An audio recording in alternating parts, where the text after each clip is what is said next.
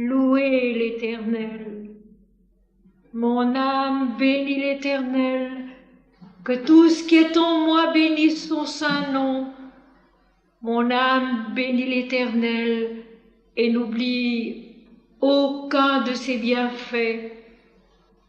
Seigneur, merci. Seigneur, merci. Seigneur, merci. Amen. Dans la vision, j'ai vu Veda, et Veda s'est emparé de moi. C'est pour cela qu'aujourd'hui, je chante. Veda a fermé mes yeux et fait pencher ma tête. Le monde s'est évanoui. Et j'étais ce petit enfant que la lumière a emmailloté, dormant au sein d'un éblouissement merveilleux.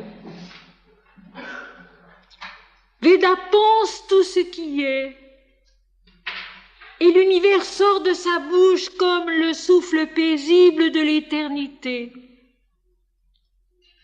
En lui, tout est parfait. L'enfant boit sa beauté. Il aspire dans ses narines l'air léger de son harmonie. Il respire la perfection de la vie et il la connaît. Lorsqu'il rouvre les yeux sur le monde, il se souvient de Veda et il éprouve encore la joie dans laquelle toute la création est pure. Dans la vision, j'ai vu Veda, et Veda s'est emparé de moi. C'est pour cela qu'aujourd'hui, je chante.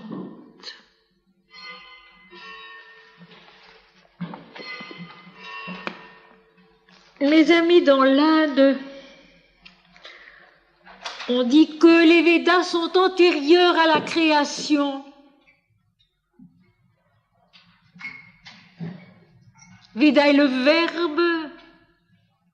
verbe créateur, la mère divine, Sarasvati, sous son nom de Vach, le verbe qui dit et qui crée.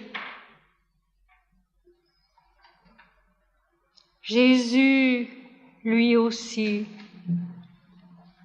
est le Créateur, le premier-né de toute la création, l'image du Dieu invisible. Il était avant le fondement du monde, l'articulation divine par laquelle le monde est un avatar de Dieu et que son seul destin, son seul rôle, c'est de remonter à son identité avec l'Éternel Dieu. S'il est ici-bas un ensemble de textes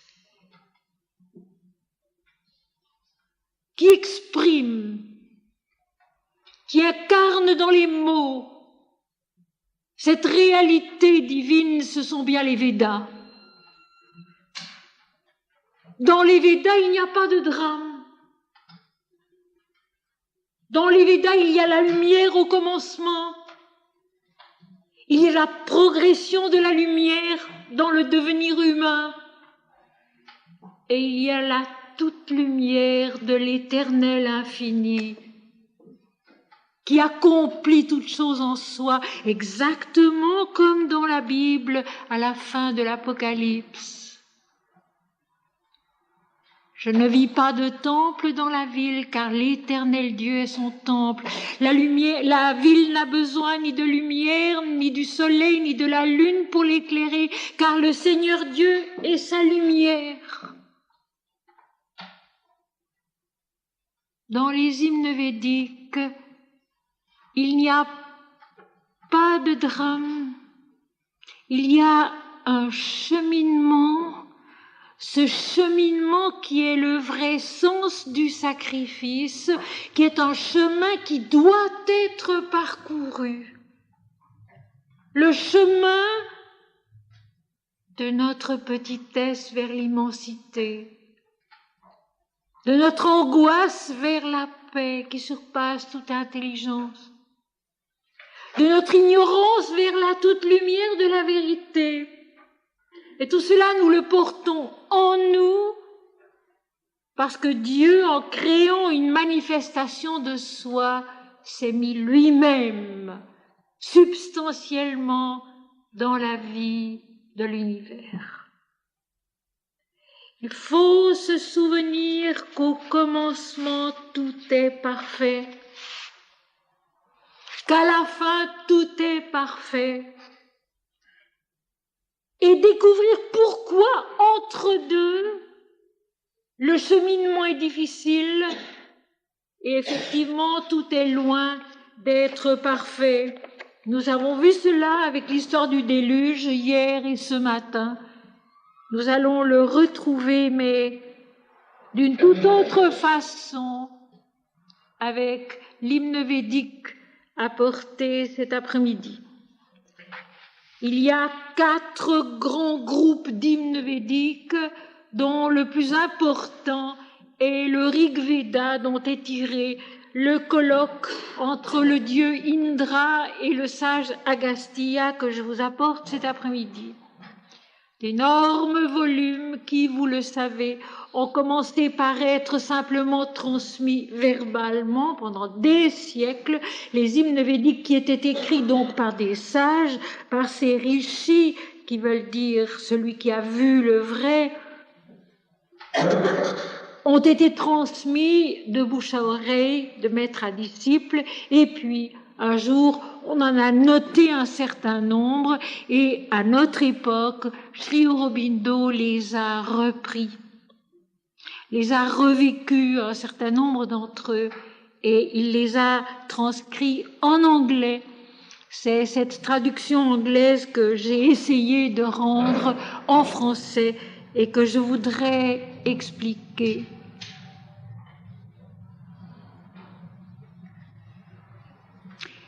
Veda veut dire la connaissance dans un monde créé. Et les hymnes védiques sont donc ce qui est rassemblé sous ce terme de Veda, la connaissance cosmique. Et le Vedanta, qui signifie la fin du Veda, c'est l'accomplissement des Védas dans l'absolu, où la révélation se fait en l'homme que tout est un et tout est Dieu. Mais attention, tout est un et tout est Dieu, mais dans la transfiguration qui est si bien décrite à la fin de l'Apocalypse, la nouvelle Jérusalem qui descend de Dieu, d'auprès de Dieu, ayant la gloire de Dieu. La Jérusalem nouvelle qui est l'homme nouveau, transfiguré par l'Esprit, ayant donc dépassé la prédominance du plan physique, la prédominance du plan vital, la prédominance du plan vital-mental, la prédominance de l'intellect qui est dualiste, qui a été transformé dans cette vision d'unité, dans la vision j'ai vu Veda, et c'est pour cela qu'aujourd'hui je chante. Dans la vision d'unité qui a permis de dépasser tous les autres plans de la conscience, non pas pour les détruire ou pour les renier ou pour les exécrer comme on l'a fait beaucoup trop longtemps et comme on le fait encore dans certaines ascèses, mais pour les laisser être transfigurés dans une vision où en réalité ne subsistent plus que les 2 premiers commandements. Tu aimeras le Seigneur ton Dieu de tout ton cœur, de toute ton âme et de toute ta pensée, et tu le serviras lui seul. et tu aimeras ton prochain comme toi-même. De ces 2 commandements, dira Jésus, dépendent toute la loi et les prophètes. Aimer. Aimer Dieu et en Dieu, dans l'amour de Dieu, aimer tous les êtres. Et vous allez voir dans l'hymne védique que je vous ai apporté aujourd'hui que même le rishi, même le sage, même celui qui a déjà vu le vrai dans son étape, dans son effort pour avancer, pour aller plus loin, pour aller plus haut, parce que qui n'avance pas recule, c'est vrai. Même le rishi a des difficultés, se trompe et croyant aimer Dieu, s'aime et se sert soi-même. C'est le grand piège. Croyant aimer Dieu, croyant aimer les autres, finalement on se cherche soi-même. On cherche à avoir une bonne conscience. On cherche à être satisfait de ce qu'on fait. Je vous l'ai dit hier. Être uni avec Dieu dans la démarche du monde ne veut absolument pas dire que tout ira bien selon notre notion à nous. Oh, le Seigneur m'a exaucé parce que tout va bien, bien selon mon idée. Ce n'est pas ça. Au contraire, quand on sert et on aime Dieu, ça va parfois très mal. Ça va tout aussi mal que pour n'importe qui d'autre. Ce n'est pas cela la grâce. Ce n'est pas cela la réponse divine en nous. C'est tout simplement ce que nous avons vu avec Noé, qui est juste, intègre, donc intact, conforme à son origine, et qui marche avec Dieu. Et ce Noé qui se tait. Ce Noé qui ne dit rien. Il écoute l'Éternel, il entend l'Éternel et il agit selon ce que l'Éternel lui demande, mais il ne dit rien.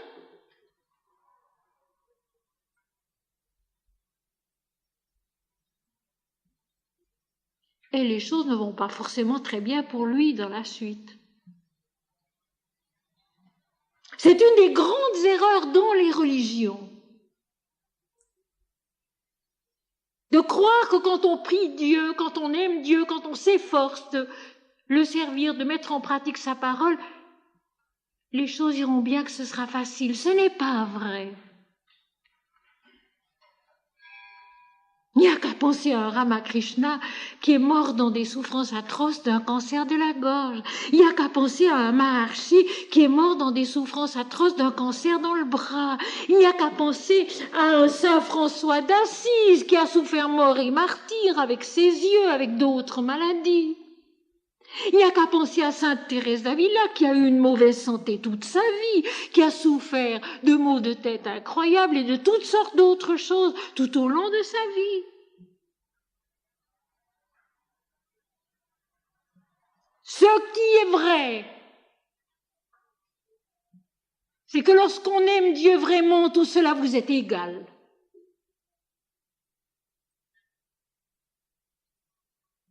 On avance, on marche, on fait ce qui doit être fait, ce que la vie nous impose,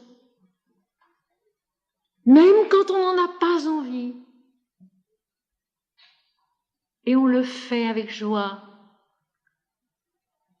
parce qu'on le fait avec Dieu, par Dieu et pour Dieu. Dans la vision, j'ai vu Veda. C'est pour cela qu'aujourd'hui, je chante.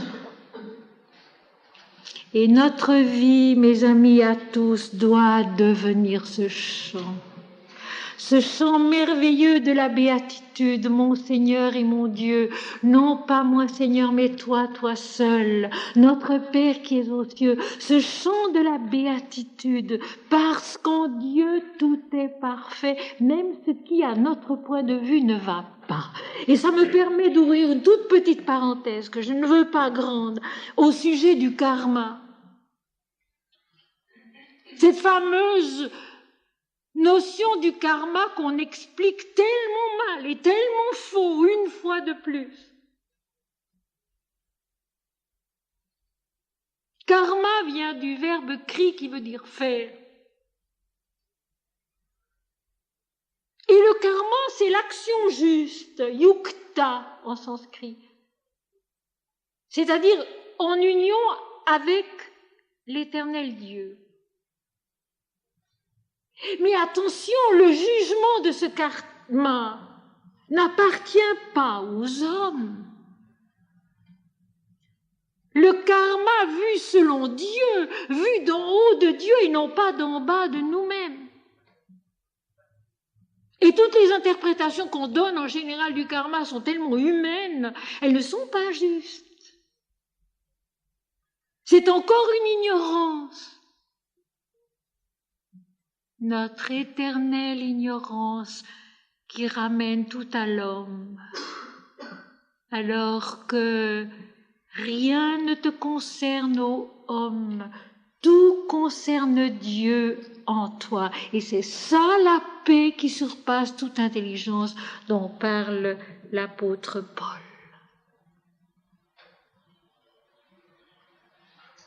Père, que tout soit un, comme toi et moi nous sommes un. Père, qu'il soit un comme je suis en toi et comme tu es en moi. C'est ça la vérité. Et pour cela, nous avons besoin effectivement que des forces intérieures, comme celle qui ici s'appelle Indra, viennent nous remettre sur le bon chemin. Indra, qui est un dieu semblable à Shiva, ils ont même été, disons, unis, et maintenant c'est surtout Shiva qu'on adore, alors qu'autrefois c'était surtout Indra, mais c'est la même chose. Indra, Sri Aurobindo l'a très bien défini en disant « Il est en l'homme le mental illuminé qui se souvient que l'homme est fils de Dieu, que l'homme est né de Dieu. »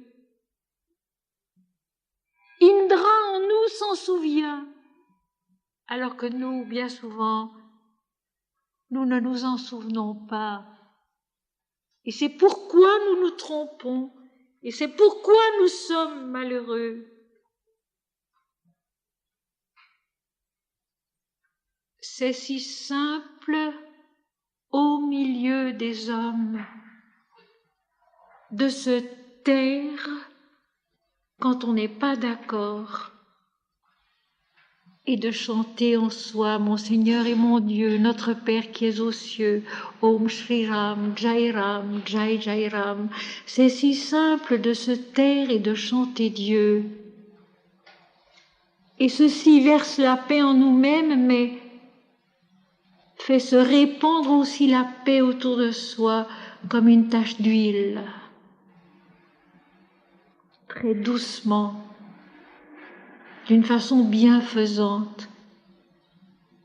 Et je vous le répète, je vous le donne, cette petite prière qui est la mienne depuis tant d'années, opère vraiment en nous tous les miracles, remporte toutes les victoires, non pas moi, Seigneur, mais toi, toi seul. Si c'est Dieu qu'on cherche, c'est Dieu qu'on trouve. Si c'est Dieu qu'on cherche, c'est Dieu qu'on trouve. Même si on est tout seul, pas bien informé, égaré dans pas mal de choses, si c'est Dieu qu'on cherche, c'est Dieu qu'on trouve. Mon Seigneur et mon Dieu, apprends-moi à te connaître, apprends-moi à t'adorer. Nous allons voir ici ce qu'il faut éviter. C'est d'abord le Seigneur Indra qui parle, et il parle dans la conscience du rishi. C'est un dialogue intérieur, comme d'ailleurs entre Noé et l'Éternel, et tout ce qui se passe ensuite, c'est à l'intérieur que ça se passe, et non pas à l'extérieur. Même si les faits extérieurs sont réels et sont vrais, ils ont une signification intérieure, nous l'avons vu ce matin, qui est infiniment plus importante et plus valable que les explications extérieures qu'on peut donner. Et Indra pose la vérité dans la conscience. Cela, avec un C majuscule, n'est pas aujourd'hui. Et cela n'est pas davantage demain. Qui donc connaît cela qui est suprême et merveilleux? Cela se meut et agit dans la conscience de chacun. Mais aussitôt qu'il est approché par la pensée, cela s'évanouit. Il y a un monde à comprendre dans cette première strophe, un shruti comme on dit en Inde. Cela. L'éternel Dieu, l'absolu. Cela n'est pas aujourd'hui, n'est pas limité à aujourd'hui. Cela n'est pas davantage demain, le futur, ce qu'on espère. Qui donc connaît cela qui est suprême et merveilleux? Et savez-vous à quoi je pense? Je pense ici à Jésus.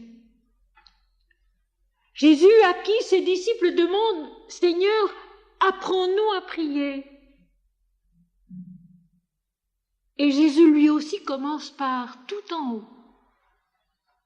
Quand vous priez, dites « Notre Père qui es aux cieux ». Notre Père qui es aux cieux, tout en haut, cela. Que ton nom soit sanctifié. Quand moi-même, je chante comme dans l'Apocalypse, Saint, Saint, Saint est le Seigneur l'Éternel Dieu. Que ton règne vienne. Que tu sois mon souverain. À chaque instant, dans tout ce que je suis, dans tout ce que je fais. Que ta volonté soit faite sur la terre comme au ciel, sur tous les plans de ma conscience et de ma vie, comme sur tous les plans de la conscience et de la vie de l'univers.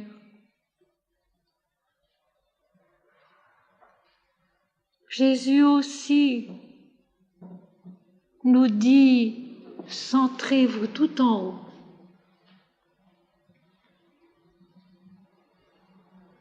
De façon générale, mes amis, nous volons trop bas, tous. De façon générale, nous comprenons trop bas, tous, et nous l'avons vu avec Cam ce matin.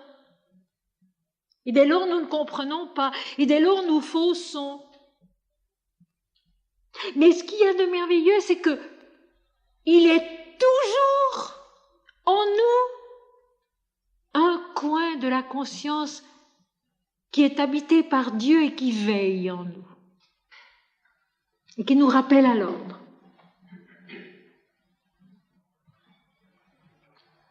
Ici, c'est Indra, le grand Dieu. Le Dieu qui n'admet plus aucune espèce d'égoïsme chez le rishi, qui est donc un sage qui a vu le vrai. Nous sommes donc déjà très haut, très loin dans le développement, dans l'évolution de la conscience et de la pensée. Et pourtant, vous allez voir. Alors Indra, le mental illuminé supérieur, qui se souvient qu'il est né de Dieu, fait de la lumière de la conscience, de la vie, de l'infini, de l'éternel, affirme, pour que nous nous en souvenions, Cela n'est pas aujourd'hui et cela n'est pas davantage demain. Cela ne se situe pas dans un temps déterminé. L'œuvre du temps est nécessaire pour nous. Mais cela, la vérité, est au-delà de tous les temps. Avant les temps, après les temps, pendant les temps. Cela n'est pas aujourd'hui, cela n'est pas davantage demain, cela est hors du temps. Et alors la question, qui donc connaît cela qui est suprême et merveilleux? Nous rappeler que ce que nous avons à chercher est tout en haut, suprême, et à la fois merveilleux. Voilà pourquoi un Swami Siddheswarananda qui a fondé l'ashram de Gretz et qui était un incomparable Swami, que j'ai eu moi-même le bonheur de rencontrer une fois en Suisse pendant la guerre, il était très jeune encore. Lui qui a fondé Gretz disait, rappelez-vous, l'émerveillement est une faculté de l'âme sans laquelle on ne grandit pas. Nous disons toujours, et c'est vrai, et Indra va le dire, le mental ne comprend pas l'unité, il comprend la dualité, l'opposition des dualités, mais il ne comprend pas l'unité. Mais il a la faculté de la croire et il a la faculté de s'en émerveiller. L'émerveillement de l'âme qui ne sait pas, qui ne comprend pas, mais qui pressent quelque chose de parfaitement beau, et surtout, pour nous qui vivons dans l'instabilité constante, de stable. Quelque chose à quoi on peut toujours revenir, on peut toujours remonter, on peut toujours renaître. Qui donc connaît cela qui est suprême et merveilleux. Se souvenir que c'est tout en haut qu'il faut chercher, se souvenir aussi que ce tout en haut, c'est merveilleux. C'est vraiment l'arche de Noé, au sommet des eaux qui ont caché toute la terre et ses importances, et qui se trouve entre ciel et terre, dépendante de l'Éternel seul. Suprême et merveilleux. Au-delà de toutes nos petites et grandes histoires, au-delà de tous nos petits et grands tracas, au-delà de tous nos petits et grands soucis, au-delà de toutes nos petites oraisons et nos grandes oraisons, suprême et merveilleux parce que l'émerveillement étonne, frappe et nous change. Le grand problème, il est là. Être changé par l'émerveillement qu'on ressent face à ce qui est tout en haut et immuable. Le problème, il est là. Nous avons à changer.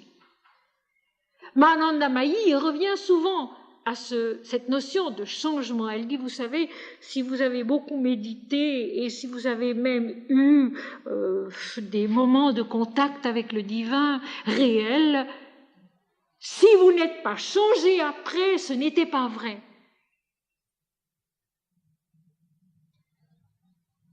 Il faut être changé et que ça tienne.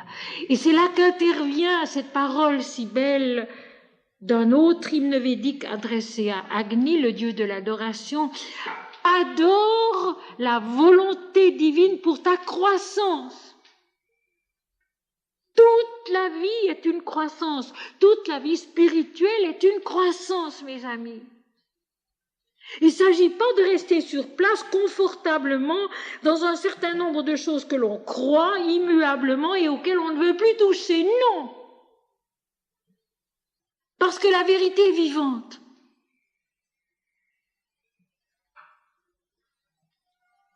Et que Dieu, à chaque instant, a autre chose à nous apprendre. Autre chose que nous n'attendons pas. Autre chose que nous ne pouvons pas prévoir, exactement comme avec le déluge. Noé ne pouvait ni prévoir ce qui se passerait dans le déluge, ni ce qui se passerait après, et encore moins ce qui s'est passé au moment où il a commencé à recultiver la terre. Tout est imprévu. Voilà pourquoi sagement il se tait, mais il fait.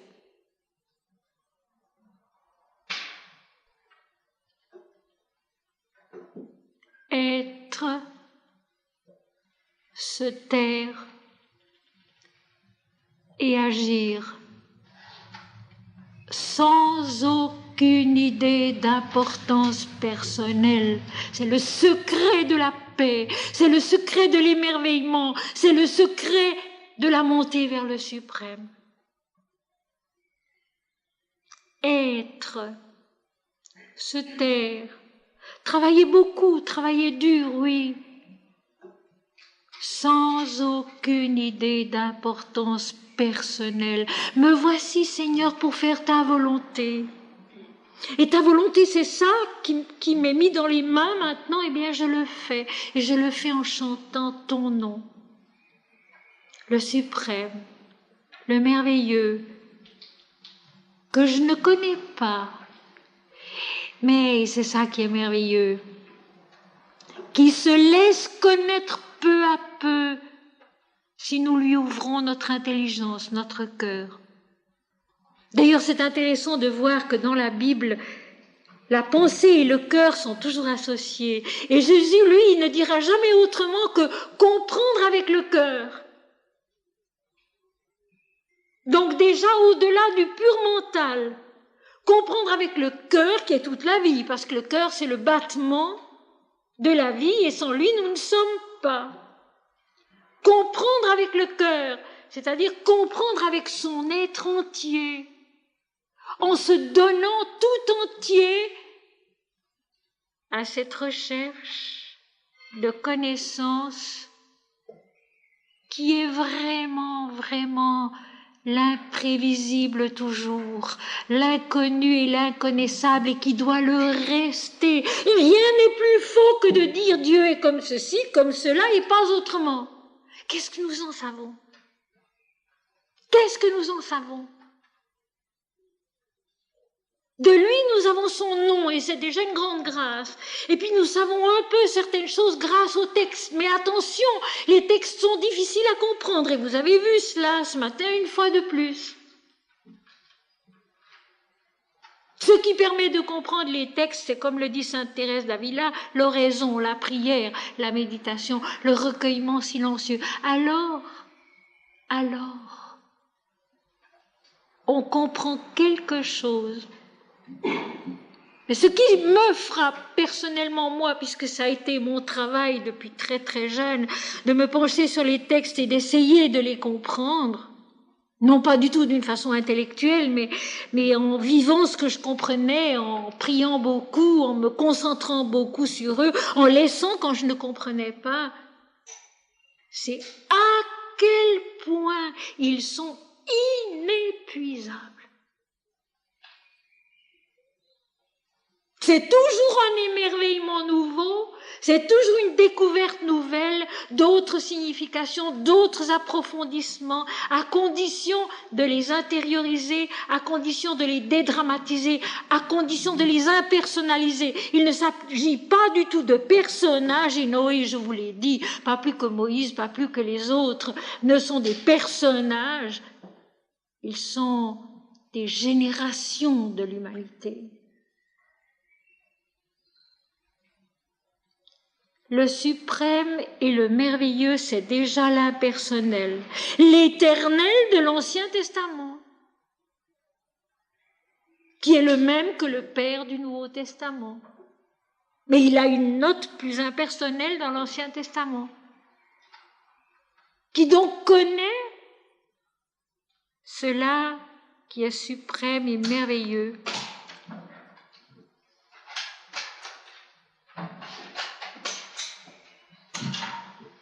Et en même temps, le plus intime. Et en même temps, le plus intime.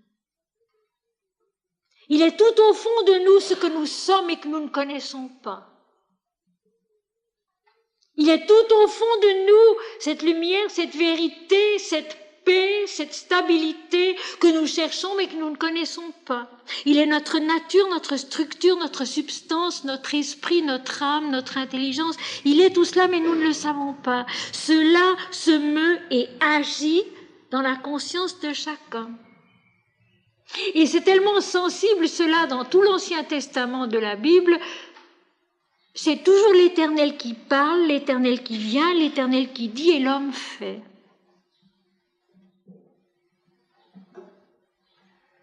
Ce n'est jamais l'homme tout seul qui fait. Tout se fait sur la parole de l'Éternel, sur le verbe de vérité. Cela se meut et agit dans la conscience de chacun. En chacun il est, en chacun il agit. Il est la vie, il est la progression, il est la croissance, il est le développement dans le sens de l'esprit, qui est le seul sens véritable de notre progression ici-bas.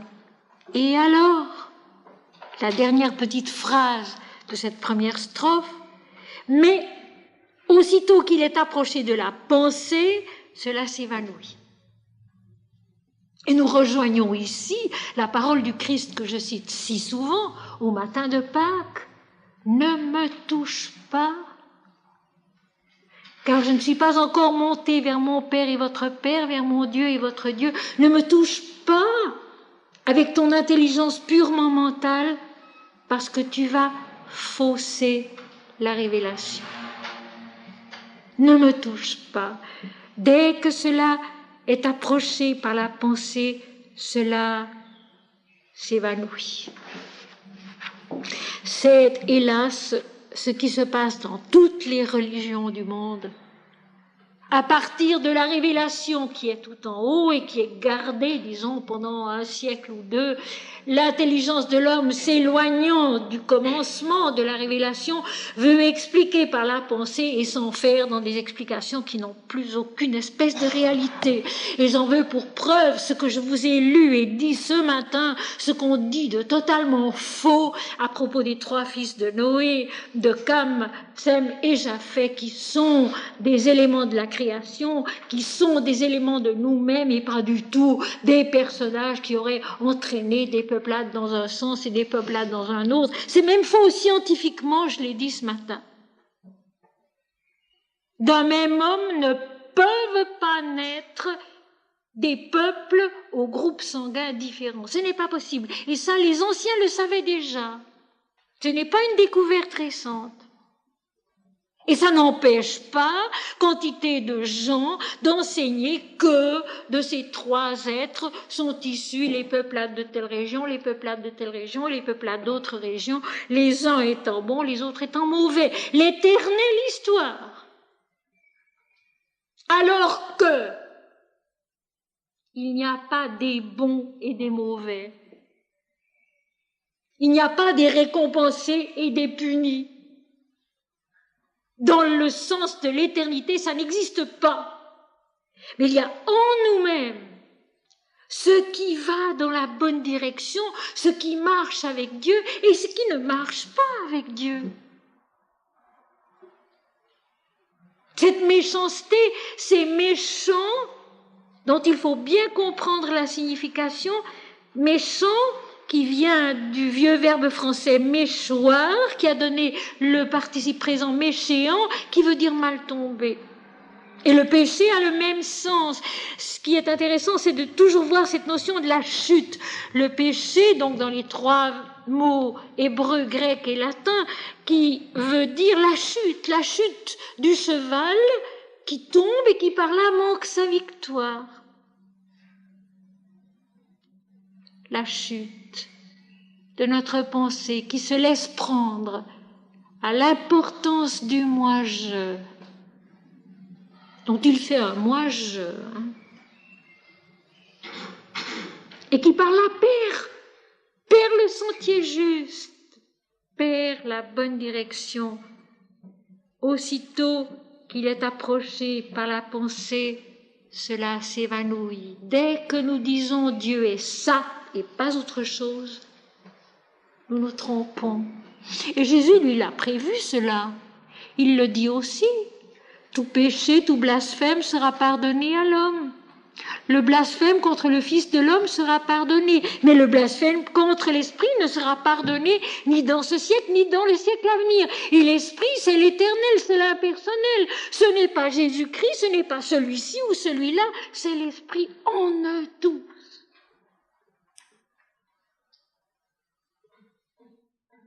Vous savez,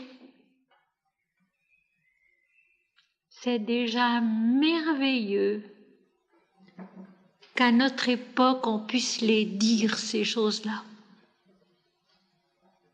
Il n'y a pas si longtemps qu'on ne pouvait pas les dire et que si on les disait, on encourait de graves dangers. C'est déjà merveilleux qu'à notre époque, on puisse le dire, cela. Ce n'est pas encore compris, très généralement, ce n'est pas encore admis, ce n'est pas encore accepté, mais pourtant on peut le dire, et on peut même le dire dans un lieu comme celui-ci. Et je trouve que ça, c'est déjà une grâce divine. Comme me le disait une fois une amie qui a beaucoup d'humour et qui me connaît depuis très longtemps. Il n'y a pas si longtemps, ma chère, qu'il y a longtemps que tu aurais été sur un bûcher. C'est vrai! Et aujourd'hui, on peut parler. On peut dire. Ça choque peut-être à l'occasion, mais on écoute quand même. Et même, je le sais, mes amis, des religieux dans les couvents sentent qu'il y a là quelque chose, lisent mes livres, n'en parlent pas, ils ont bien raison. Mais ils les lisent en France, en Suisse, dans d'autres pays, ils les lisent. Et ils sentent qu'il y a là quelque chose, mais quelque chose à quoi la pensée de l'homme doit naître.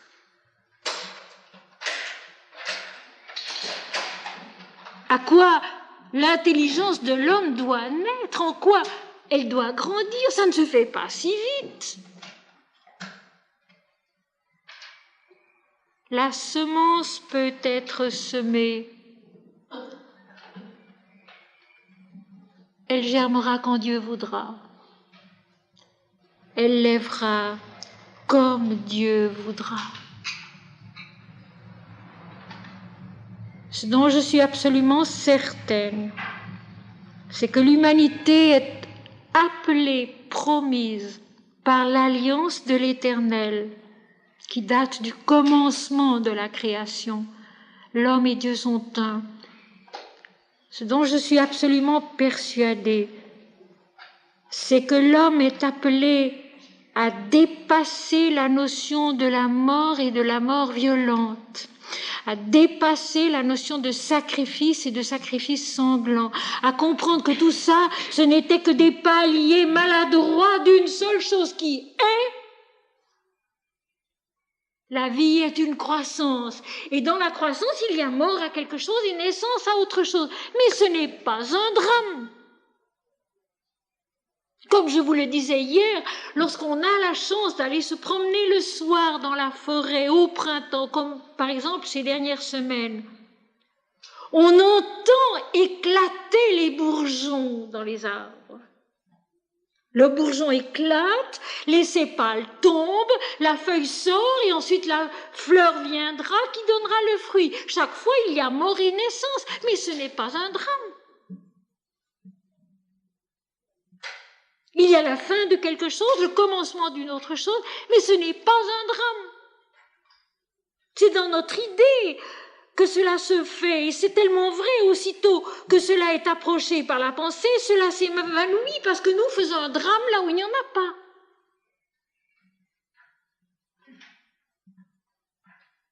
Les sépales qui tombent, qui éclatent. Et alors partout dans les arbres, ça peut s'entendre.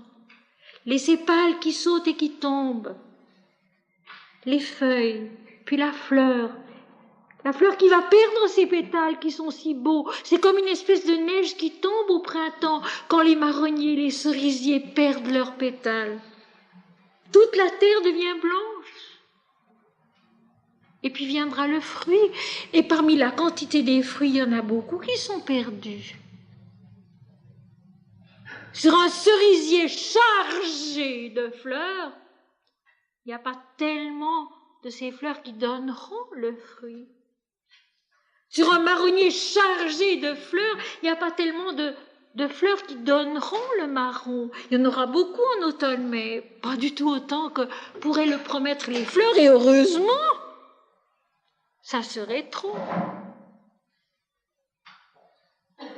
Je pense profondément que l'humanité, dans sa violence actuelle, est malgré tout promise à comprendre qu'il n'y a pas à tuer par l'épée, qu'il n'y a pas à user de violence et d'intolérance pour que l'homme grandisse en Dieu, mais comme le font les hymnes védiques, croire en la lumière et en la progression de la lumière en chacun. Parce que nous sommes faits de la lumière et notre nature, c'est la lumière. Même le corps connaîtra qu'il est Dieu, dit Sri Aurobindo. Mais vous allez voir, dans la réponse du sage Agastya, qui est l'un des grands rishis qu'on connaisse, apparaît l'incompréhension, apparaît l'impuissance encore à voir juste, à comprendre de la bonne manière. Alors Agastya répond à Indra, répond intérieurement à cette conscience supérieure qui lui dit mais attention, attention, Dieu, cela, c'est l'inconnu, ça reste l'inconnu. Tu veux faire un sacrifice, tu veux faire une offrande à la vérité, mais attention. Agastya répond, pourquoi cherches-tu à nous détruire, ô Indra? Les Maruts sont tes frères. Avec leur aide, réalise la perfection. Ne nous tue pas dans notre lutte. Je vais être très humaine et très maternelle. L'homme comme l'enfant n'aime pas se tromper. Quand on lui dit, tu sais, ce n'est pas juste, il a souvent plutôt tendance à être malheureux qu'à essayer de se corriger. L'homme n'aime pas qu'on lui dise ce n'est pas juste. L'enfant ne l'aime pas, le sage ne l'aime pas non plus. Il a toujours une grande idée d'importance personnelle et il n'aime pas qu'on lui dise, tu sais, ce n'est pas juste. Alors Agastya, qui est en train de préparer une offrande à la vérité, à Dieu, et qui sincèrement pense qu'il a tout fait pour que ce soit bien, pour que ce soit juste, que l'offrande soit acceptable, les prières, le rituel, les purifications, les ablutions, la répétition des mantras. Et puis on vient lui dire, mais si ta pensée y touche, la vérité s'évanouira. Ton sacrifice ne servira à rien. Et la réponse d'Agastya, elle est violente en fait. Elle est douloureuse. Pourquoi cherches-tu à nous détruire, ô Indra? Pourquoi viens-tu arrêter le sacrifice? Toi qui sais, toi qui es Dieu, toi qui es le mental éclairé en moi, pourquoi cherches-tu à nous détruire? Pourquoi nous arrêtes-tu? Ce que nous faisons, nous le faisons de tout notre cœur et avec beaucoup de bonne conscience. Pourquoi est-ce faux? En quoi est-ce faux? Et c'est bien souvent, c'est bien souvent notre réaction.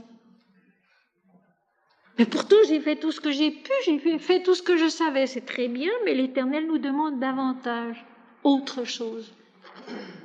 L'exigence de la croissance divine en nous est toujours plus grande que ce que nous pouvons prévoir. Elle est autre chose, elle est différente.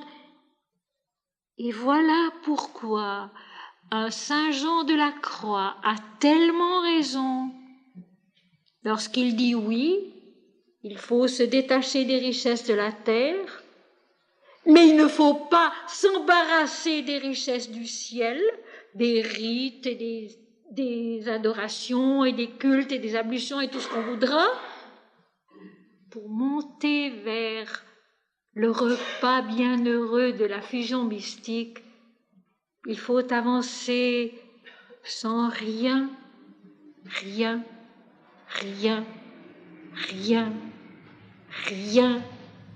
désirer de particulier. C'est tellement vrai.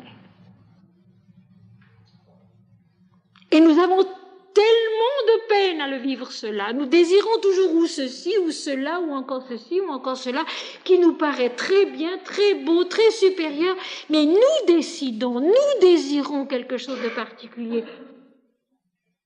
Dieu seul sait. Et Jésus le dit cela. Quand il explique à ses disciples comment prier, il leur dit, entre dans ta chambre, ferme ta porte, et là, dans le secret, le Seigneur qui voit dans le secret, c'est ce dont tu as besoin avant que tu le lui demandes. Alors au fond, la seule prière valable, c'est que ta volonté soit faite et non la mienne. Moi, de toute façon, je ne sais pas. Pourquoi cherches-tu à nous détruire? Pourquoi est-ce que tu nous décourages? Pourquoi est-ce que tu viens dire que c'est faux alors que...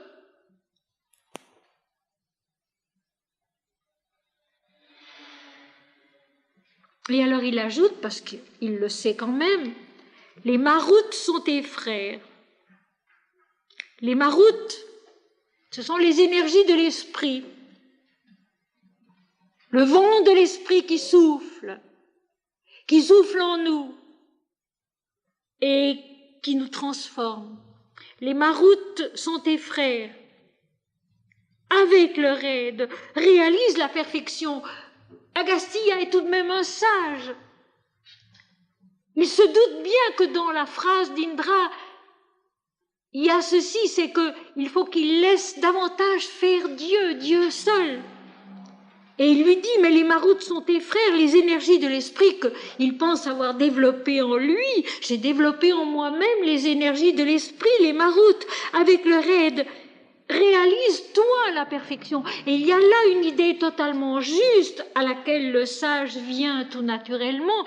Il se heurte à un obstacle divin en lui, alors il se dit, il faut que Dieu fasse. J'ai essayé de développer les énergies de l'esprit en moi, les maroutes, qui sont tes frères, Indra. Il semble que ce ne soit pas cela, que ce ne soit pas juste, que ce ne soit pas suffisant. Alors, avec leur aide, réalise la perfection. La perfection selon Dieu et non pas selon nous. Je le dis souvent, la sainteté, c'est notre destin à tous. La sainteté, c'est ce que nous devons tous devenir. Mais la sainteté, ce n'est pas une addition de vertus et une soustraction de défauts. La sainteté, c'est un état d'être que Sri Ramakrishna décrit d'une façon si simple et si juste quand il dit « On prend une épine qui s'appelle le bien, et avec cette épine, on jette l'épine qui s'appelle le mal, on l'enlève, et puis on les jette toutes les deux, car la sainteté est au-delà. » On prend une épine qui s'appelle la vie, et avec cette épine, on enlève l'autre épine qui s'appelle la mort, et puis on les jette toutes les deux, l'éternité est au-delà. Et voilà pourquoi il faut savoir ceci, la vérité est au-delà de toutes les religions. La religion est une aide nécessaire. Et il peut y avoir autant de religions qu'il y a d'hommes, disait Swami Vivekananda, autant de manières d'approcher Dieu, de l'aimer, de le servir. Mais la vérité est au-delà d'elles toutes. Elle les contient toutes. Elle ne s'oppose pas les unes aux autres, elle les contient toutes, mais la vérité est au-delà. Et c'est ce qu'Indra essaye de faire comprendre à Agastya, qui veut faire un pas de plus sur le chemin de la vérité, mais qui n'est pas encore assez dépouillé de toute idée d'importance personnelle, de tout intérêt personnel. Les maroutes sont tes frères, les énergies de l'esprit que j'ai essayé de développer en moi et que j'essaye de faire souffler sur l'offrande, avec leur aide, réalise, toi, la perfection, que Dieu fasse. Non pas moi, Seigneur, mais toi, toi seul.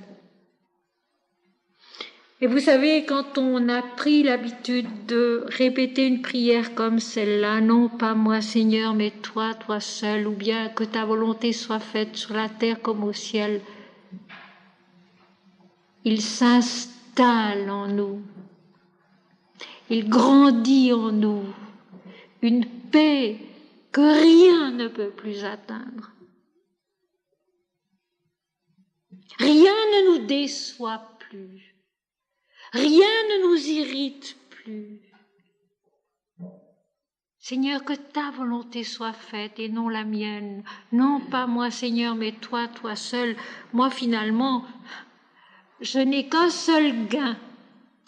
Le seul denier de la parabole du denier. Le même pour tous. Le seul gain de l'homme, c'est de connaître Dieu. Et de le connaître peu à peu, un peu mieux.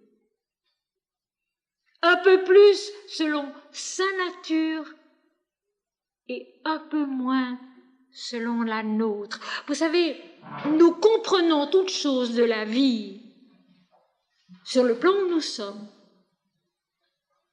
Comme Cam avec l'extase de son père. Et puis Japhet et Sem aussi face à l'extase de leur père. Nous comprenons les choses sur le plan où nous sommes. Et nous comprenons Dieu aussi sur le plan où nous sommes. Avoir la simplicité de se dire ce n'est pas son plan à lui. Lui, il est le suprême et le merveilleux auquel je n'ai pas à toucher. Que je dois peu à peu apprendre à connaître, vers qui je dois m'élever. Toute la vie est une ascension en esprit et en vérité. Peu à peu, alors, Agastya malgré tout comprend, tu m'arrêtes, ça m'est douloureux. J'avais fait souffler en moi les énergies de l'esprit, mais puisque ce n'est pas ça, avec leur aide, réalise-toi la perfection. Et là, Agastya réalise quelque chose de très, très, très important. C'est notre impuissance. Notre impuissance sur le plan mental, sur le plan de la vie terrestre, où nous sommes encore si loin de l'unité, de l'équanimité, de l'esprit. Ne nous tue pas dans notre lutte. Nous luttons en chantant Dieu. Ne nous accable pas. Fais à notre place. Fais à notre place. Mais mes amis, j'ai l'impression qu'il fait trop chaud. Il faudrait ouvrir.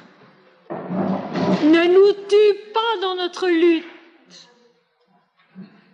Aide-nous, soutiens-nous, mais ne nous accable pas. Toi, tu sais, moi, je ne sais pas. Alors Indra lui répond, « Comment? Ô mon frère Agastya, tu es mon ami, et cependant tu dresses ton esprit contre moi, car je sais bien que tu ne veux point nous abandonner ton intelligence. » Voilà. La phrase est très nette et très claire. Comment, ô mon frère Agastya, tu es mon ami? Jésus aussi dit à ses disciples peu avant la Passion, « Je vous appelle mes amis. Ce n'est pas vous qui m'avez choisi, c'est moi qui vous ai choisi. Je vous appelle mes amis parce que je vous ai donné tout ce que j'avais reçu du Père. » Indra appelle aussi Agastya son ami parce que Agastya a déjà beaucoup reçu sur le plan spirituel. Il y a beaucoup de choses qu'il sait. Et cependant, tu dresses ton esprit contre moi. Tu veux garder ton autonomie, ton moi-je. Ce moi-je qui, sur le plan de la dualité, ne sait rien de Dieu, parce que Dieu, c'est autre chose. Dieu, c'est autre chose. C'est l'unité, c'est la béatitude, c'est l'harmonie.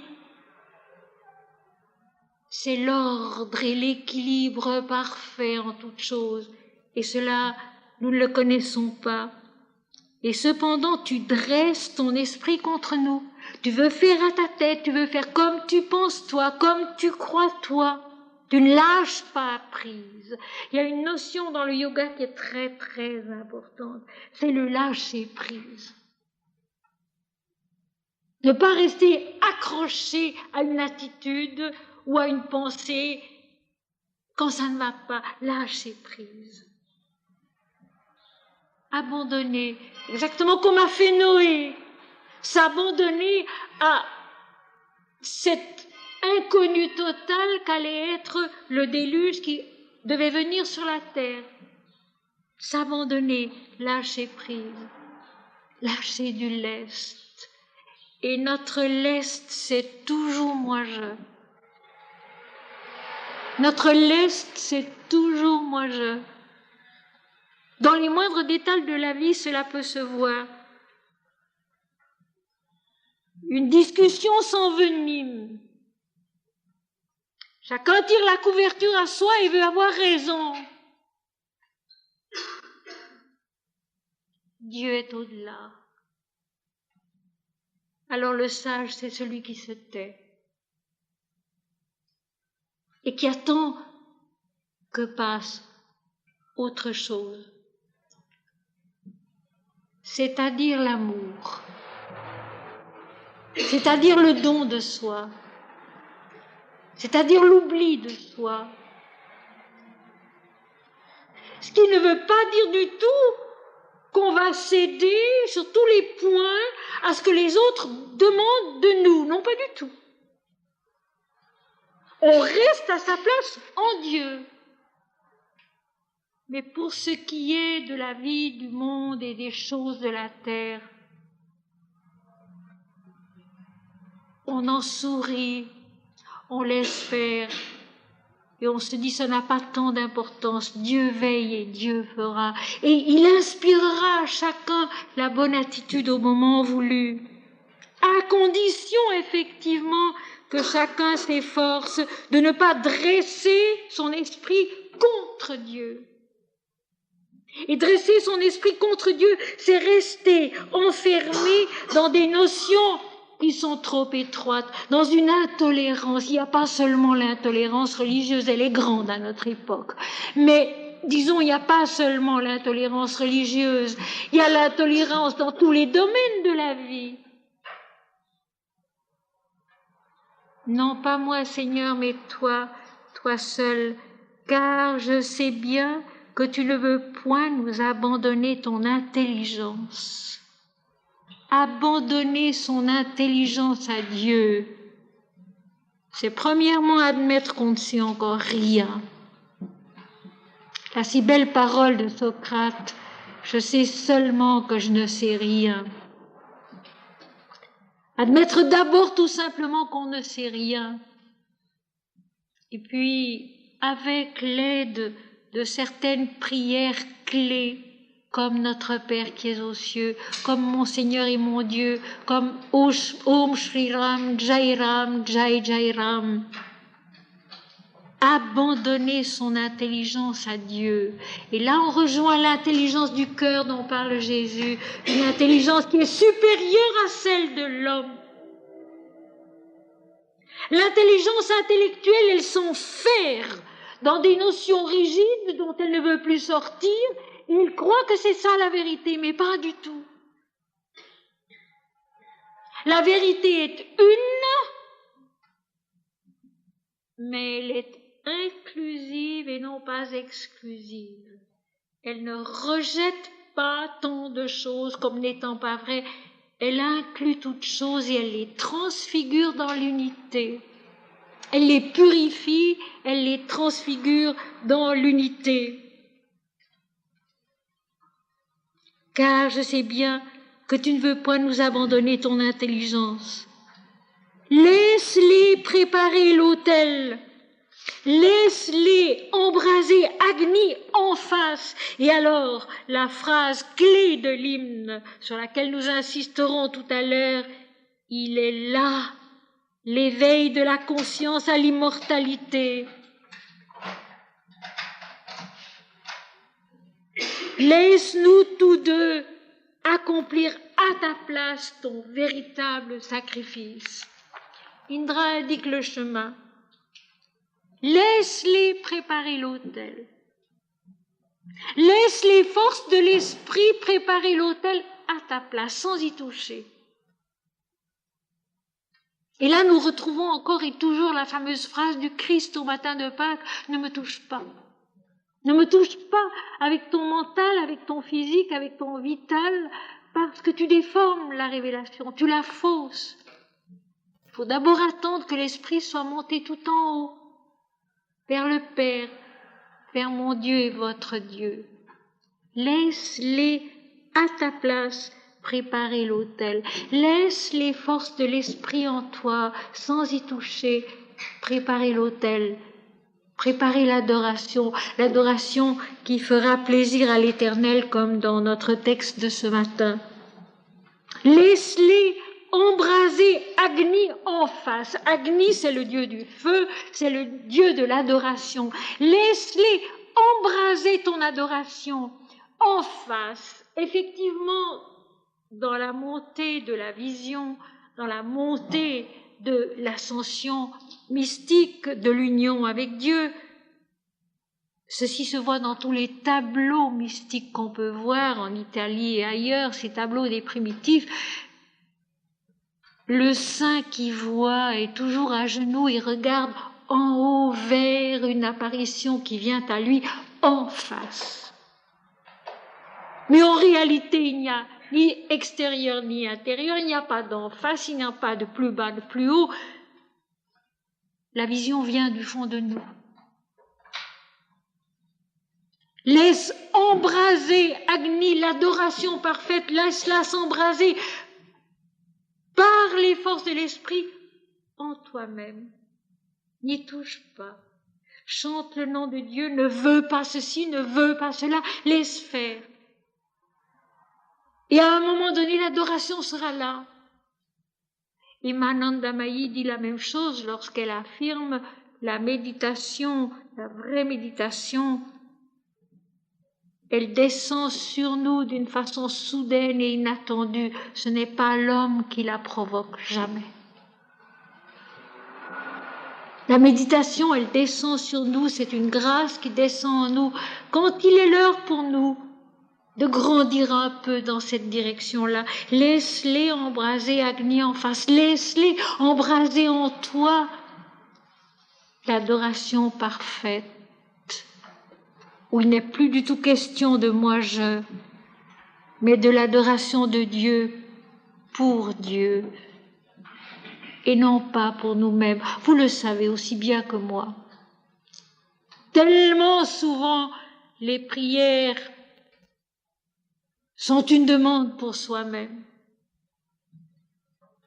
Aimer Dieu pour Dieu et pas pour soi-même. Et alors Dieu vient, Dieu se révèle selon sa vérité à lui. Alors Dieu vient. Laisse-les embraser Agni en face. Tu verras l'adoration et tu deviendras l'adoration. Et alors, cette phrase merveilleuse, il est là, l'éveil de la conscience à l'immortalité. Et le texte aurait pu dire, il est là, l'éveil de ta conscience à l'immortalité. Mais le texte dit, il est là, l'éveil de la conscience à l'immortalité. Il n'est donc pas du tout question d'une conscience particulière. L'éveil de la conscience incarnée à l'immortalité. Il est là, dans l'adoration, où agissent ensemble et Indra, le mental illuminé, et Agni, l'adoration parfaite de Dieu. Laisse-nous tous deux, Indra et Agni, accomplir à ta place ton véritable sacrifice, l'adoration de Dieu pour Dieu, le don de soi à Dieu, pour Dieu, par Dieu, parce que c'est Dieu qui rencontre Dieu en nous, c'est l'Esprit qui rencontre l'Esprit en nous, ce n'est pas nous-mêmes.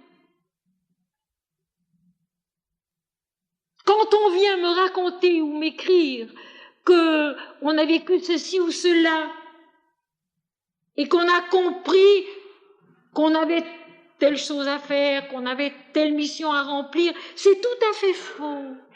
C'est tout à fait faux. L'extase, la rencontre intérieure avec Dieu n'a jamais pour but, nous, ce que nous avons à être, ce que nous avons à faire, ce que nous avons à devenir, mais Dieu en nous. La révélation de Dieu en nous, quelque chose de Dieu qui nous est confié, qui nous est révélé, pour grandir avec cela vers autre chose que nous ne savons pas. Rien ne te concerne, ô homme, tout concerne Dieu, et c'est dans cette liberté, cette nudité totale de l'esprit, comme le dit saint Jean de la Croix, que l'homme, ici-bas, devient réellement efficace. Nous avons envie et besoin d'être efficaces, eh bien rappelons-nous de ceci. C'est quand Dieu seul fait en nous que nous sommes efficaces et pas autrement. Vouloir faire avant d'être ne sert à rien. Et ceci, on le fait trop souvent. Vouloir faire avant d'être ne sert à rien. Il est là, l'éveil de la conscience à l'immortalité, l'éveil de la lumière dans l'être incarné qui est fait de la lumière. C'est universel, ce n'est pas personnel. Et souvent déjà, je l'ai dit, dans l'extase, ce n'est pas une conscience individuelle qui est concernée, c'est l'univers entier. Il est là, l'éveil de la conscience à l'immortalité de l'esprit. Laisse-nous tous deux accomplir à ta place ton véritable sacrifice. Tous deux, Indra le mental illuminé et Agni l'adoration parfaite. Dans l'Inde, c'est tellement pratique, c'est tellement commode. Les dieux représentent pour nous la totalité d'une présence divine en nous. Quand on dit Indra, on sait. C'est l'intelligence éclairée qui se souvient de Dieu. C'est le mental supérieur qui n'admet plus aucun égoïsme et plus aucun orgueil. Quand on dit Agni, on sait.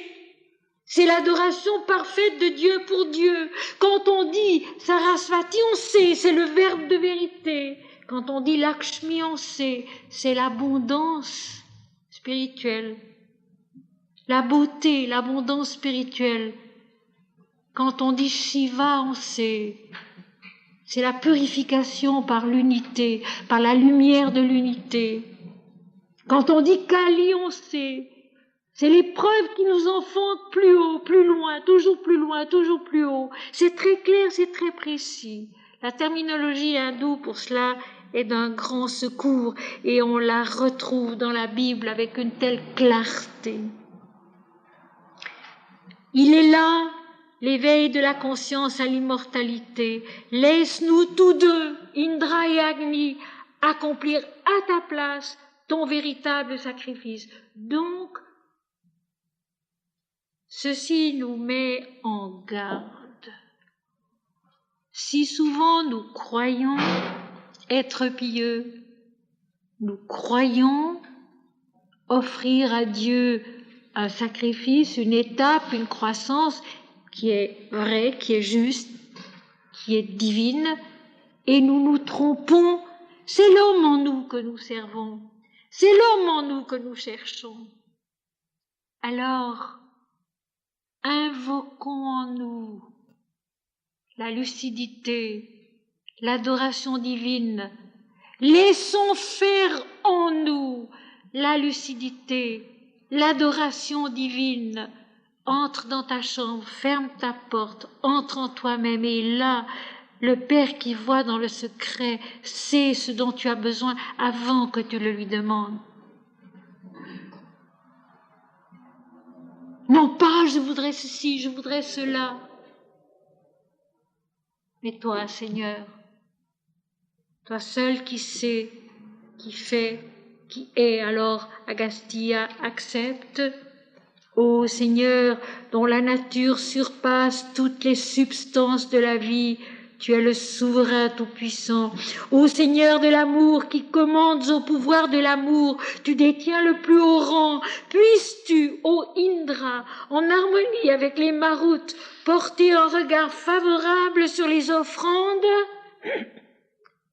conformément à la vérité. L'hymne est tellement beau et tellement précis, comme le sont les textes de la Bible aussi. Agastya comprend, il lâche prise, il s'oublie lui-même et il adore. Ô Seigneur, dont la nature surpasse toutes les substances de la vie, tu es le souverain tout-puissant. Toi, seulement toi, et j'ai cessé d'être. Toi, seulement toi, et j'ai cessé d'être. Ô Seigneur, dont la nature surpasse toutes les substances de la vie, tu es le souverain tout-puissant, tu es tout, tu sais tout, tu fais tout, tu es le souverain. Que ton règne vienne sur la terre comme au ciel. Ô Seigneur de l'amour, qui commande au pouvoir de l'amour, tu détiens le plus haut rang de l'amour. L'amour, mes amis, qui est la plus grande vérité de la vie, quoi qu'il en semble. C'est une chose dont il faut se souvenir, l'amour de Dieu qui est la plus grande vérité de la vie, qui permet qu'elle continue malgré toutes les bêtises des hommes, qui permet que le printemps revienne toujours, que la moisson revienne toujours, que la croissance soit toujours encore possible malgré tout ce que l'homme détruit. L'amour de Dieu qui est la plus grande vérité de la vie. Tu détiens le plus haut rang. L'amour, le vrai, qui est désintéressé, qui donne et qui se donne sans rien demander en retour. C'est le plus haut rang divin de l'existence. Puisses-tu, ô Indra, avec l'aide des Maruts, porter un regard favorable sur les offrandes. Puisses-tu agréer ce que j'essaye de t'offrir. si c'est conforme à ta vérité, conformément à la vérité. Il y a là, mes amis, une indication indispensable. Il faut que ce que nous essayons de vivre intérieurement soit vrai. Jésus parle si souvent dans ses évangiles des hypocrites, de ceux qui ont l'air de faire, mais qui ne sont pas en réalité. Ils font pour être vus, ils font pour être bien vus, et je dirais pas seulement des hommes, mais de soi-même. Nous faisons souvent les choses aussi pour être bien vus de nous-mêmes. Ils font pour être vus. Face à Dieu, il n'y a qu'une seule attitude. Être sincère, être vrai. Seigneur, je viens à toi comme je suis.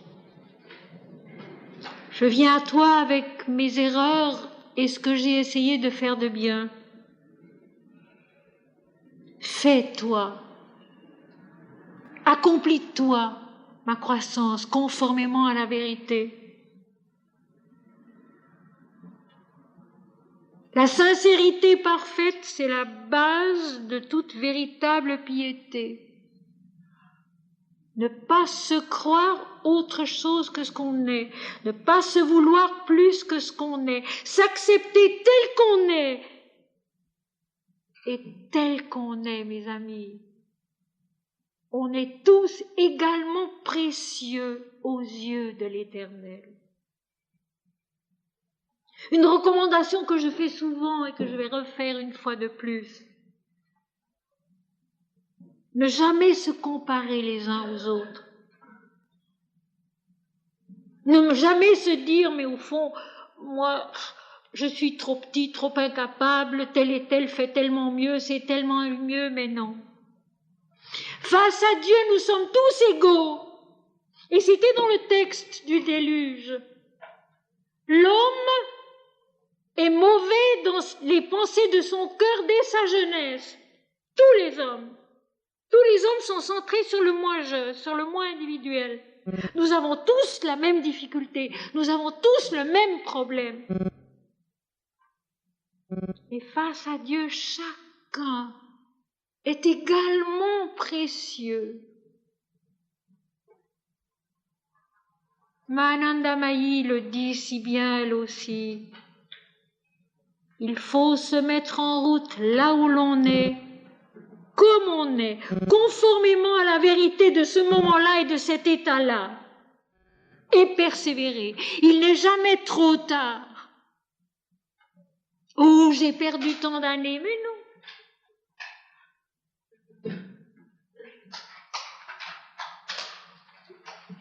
Oh, j'ai perdu tant d'années, mais non.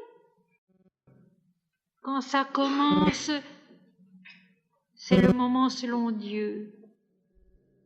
Se mettre en route et persévérer. Parce que Dieu est fidèle et lui, il persévère en nous. Et lui, il persévère avec nous. Conformément à la vérité. Ne pas se soucier de ce qu'on est, de ce qu'on a été surtout. Oublier le passé, c'est pas important. Aller de l'avant, un pas après l'autre. Un pas difficile, un pas moins difficile, un pas plus heureux, un pas plus facile, un pas difficile de nouveau, un pas après l'autre.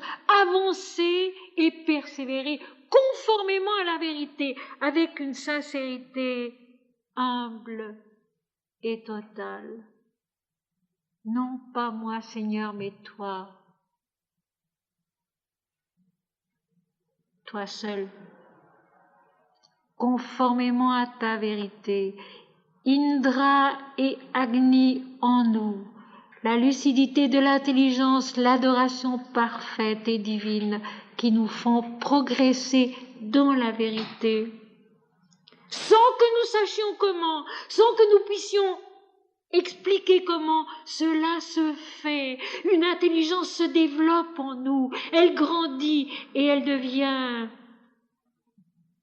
conciliante, apaisante, bienfaisante, rayonnante. Et là, je ne fais que réciter ce que dit l'apôtre Jacques dans son épître quand il parle justement de la sagesse, la vraie sagesse, qui est douce, conciliante, apaisante, rayonnante, réconfortante, et non pas le contraire.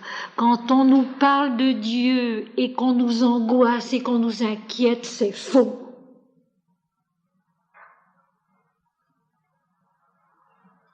Quand on nous parle de Dieu, il faut que ce soit réconfortant, apaisant, heureux, rayonnant. Je vais vous relire l'hymne tout entier car il est beau. Et puis après, nous nous interromprons un tout petit instant et nous passerons à la méditation. Cela n'est pas aujourd'hui et cela n'est pas davantage demain. Qui donc connaît cela qui est suprême et merveilleux? Cela se meut et agit dans la conscience de chacun, mais aussitôt qu'il est approché par la pensée, cela s'évanouit. Agastya, pourquoi cherches-tu à nous détruire, ô Indra? Les Maruts sont tes frères. Avec leur aide, réalise la perfection. Ne nous tue pas dans notre lutte. Indra, comment? Ô mon frère Agastya, tu es mon ami. Et cependant, tu dresses ton esprit contre moi, car je sais bien que tu ne veux point nous abandonner ton intelligence. Laisse-les préparer l'autel. Laisse-les embraser Agni en face. Il est là, l'éveil de la conscience à l'immortalité. Laisse-nous tous deux accomplir à ta place ton véritable sacrifice. Ô Seigneur, dont la nature surpasse toutes les substances de la vie, tu es le souverain tout-puissant. Et ça, c'est une phrase qu'on peut se rappeler, se répéter. Tu es le souverain tout-puissant. Ô Seigneur de l'amour qui commandes au pouvoir de l'amour, tu détiens le plus haut rang. Ô Seigneur de l'amour, tu détiens le plus haut rang. C'est aussi une phrase qu'on peut se réciter. Puisses-tu, ô Indra, en harmonie avec les Maruts, porter un regard favorable sur les offrandes, conformément à la vérité, non pas conformément à ce que je pense moi, mais conformément à la vérité que tu connais. Voilà pourquoi aussi Jésus dit avec une telle clarté d'esprit, ne jugez pas afin de n'être point jugés. Comment pouvons-nous juger, nous qui ne voyons que l'apparence et si peu de la réalité? Ne jugez pas, afin de n'être pas jugés. Avancez, persévérez, aimez, chantez le nom de Dieu, permet d'avancer, de grandir conformément à la vérité que nul ne connaît s'il ne l'a pas vécue. Et chacun vit sur le niveau où il est une vérité qui est partie de toute la vérité. Voilà pourquoi c'est faux de condamner les gens.